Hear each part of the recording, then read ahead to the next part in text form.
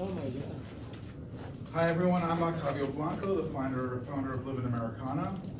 When I launched Livin Americana 3 years ago, my mission was simple. I wanted to highlight amazing Latinx people making positive contributions in their communities all over America.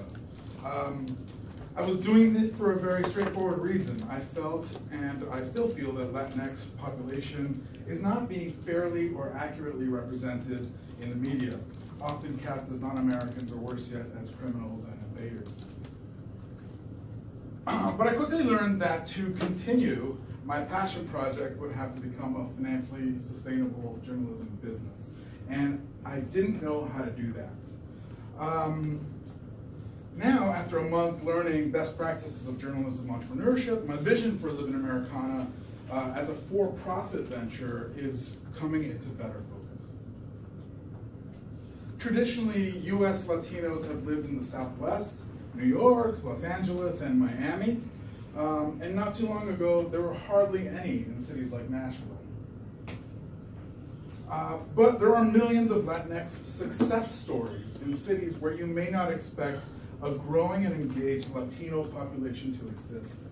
The Latinx population in cities like Nashville has exploded.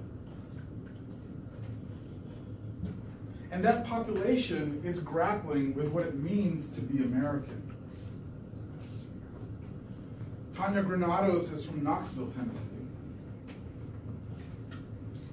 She wishes the news would go beyond reporting depressing information and offering solutions and resources for personal, financial, and professional development. She's yearning for a community. Granados would benefit from having access to someone like Marcela Gomez, an immigrant from Colombia. Gomez founded a marketing firm in Nashville in 2002 and has become an entrepreneur connector. And that's what Livin Americana would do. We want to go beyond the profile story and offer solutions and real-life opportunities to put people together to help one another achieve success, whatever that may look like for them. And there's a growing audience curious and eager to learn about what's happening in communities that aren't their own. As Stephanie might be surprised to learn about the vibrant Latinx community, including Dominicans, growing in Nashville and other cities. And Livin Americana is just about the only place where she's going to find a mix of good news, uplifting stories, tools, and a focus on creating community in real life. So how do we make money? First, we need to identify our clients. Sure, it's a Stephanie and Tanya, but it's also anyone else who wants to form an authentic and trusted relationship with the Latinx population. That can include cities, local chamber of commerce, local colleges, universities, financial planners, doctors, and big companies like, for example, Nissan, Eventbrite, and Southwest, all of which have a strong presence in Nashville. But successful advertising requires a big audience. And our audience will likely be small in the beginning. That's 1% of the previous figure. And revenue for small digital audiences, especially podcasts, aren't that sexy. But when you add other revenue sources, things start to look better. Then sponsorships, merchandise, memberships for special perks, partnerships, and especially podcasts and event services, which can be sold to other organizations. And if all goes well, the business model is designed to grow. It can be done wherever there is a growing Latinx community, which is basically everywhere. I've been a journalist and have written about the intersection of the economy and personal finance and immigration for CNN and currently with Consumer Reports. Anthony Lopez has decades of show business experience in media services, a top provider of payroll services for media production companies. And Kathy Blanco is a veteran of the graphic design industry and is a professional people person now, serving as a social worker in a large Manhattan rehabilitation facility. She also is my wife. We're still in the early phases of development, but we're well positioned to produce a 2-episode pilot based in New York quickly. It can serve as a marketing tool, both to introduce our new product to our social media audience, as well as serving as a prototype for any possible partners and advertisers. That's all the time I have today, so I'm happy to take your questions. I'll jump in. I have a lot of thoughts. I like it a lot. It's very interesting. There's this book that I've been reading recently, and you can listen to it on YouTube. It's called Blue Ocean Strategy. And so okay. Yeah.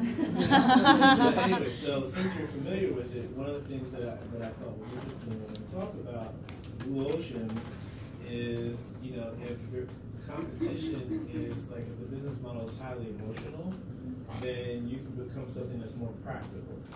If it's, or vice versa, right? And so, I mean, I'm listening to you and I'm thinking about, you know, the Latin communities growing throughout the United States. And there are even ways I think that you could probably partner with advertisers to say, here's how you reach this audience. You know, like not only do we reach this audience, we have an understanding of them, and we want to help you do it. You know? Yeah. So, and I'm actually headed down to Nashville because I think it's a really interesting community to sort of launch this.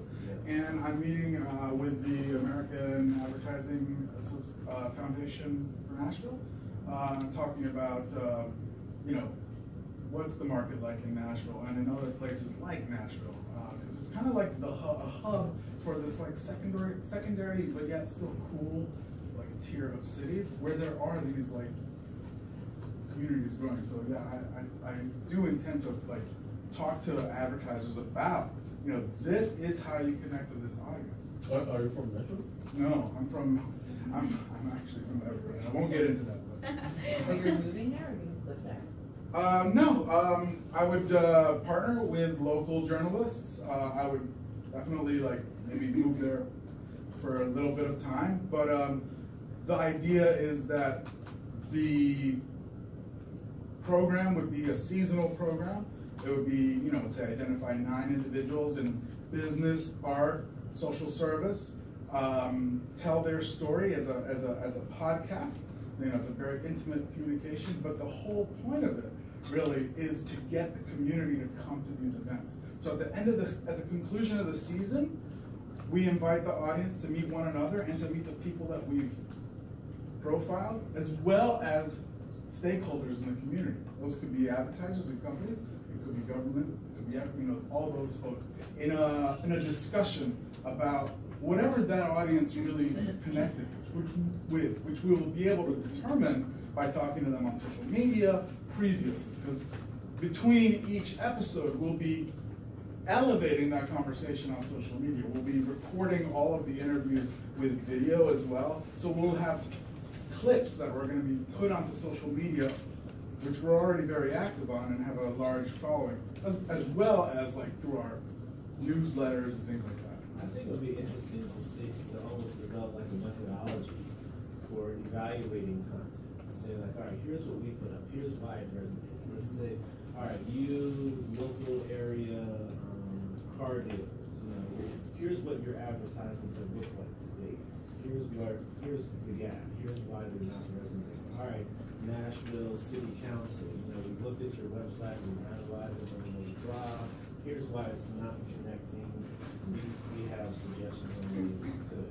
So that way you can really insert yourself and present yourself as real authorities on the content that this community is embracing. Yeah, and you know, my theory though is also that all of that is really important, and establishing community is that extra sauce that you need to do to become an authentic, to form an authentic relationship with the Latinx community, which is sort of struggling to define itself. So as it struggles to define itself, it needs to find people and organizations and companies that they trust. And the only way that they can do that is like face to face. They yearn for that. They need the community. They need to see themselves represented, and they need to be around people that are committed to their betterment and not just getting into their pockets. So obviously the two of you are talking, right? Because you have sort of similar strategies. Yeah, we're not talking. Not totally similar, but like there's a lot of similarities.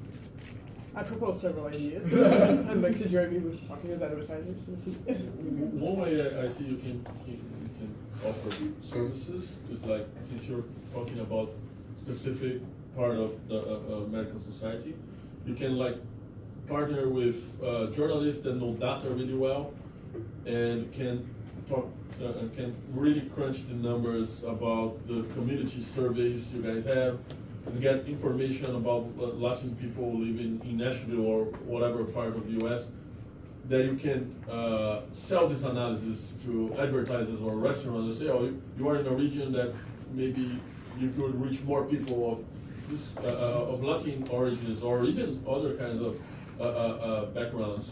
So I think there's a lot of possibilities there. I like niche objectives and initiatives. I think they have a lot of opportunities. Yes, and the thing that we've learned in just this month of working is that every single interview that I've done, seriously, every single one, the thing that they yearn for is community, but even more than that is good news. Good news.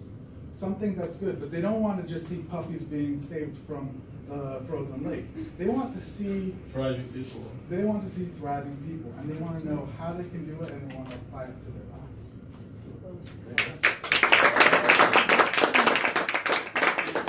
So we're going to break now, and I want to give our guests a chance to move on to the next thing. But I would ask if you guys have not to be on the spot, just a few kind of concluding thoughts.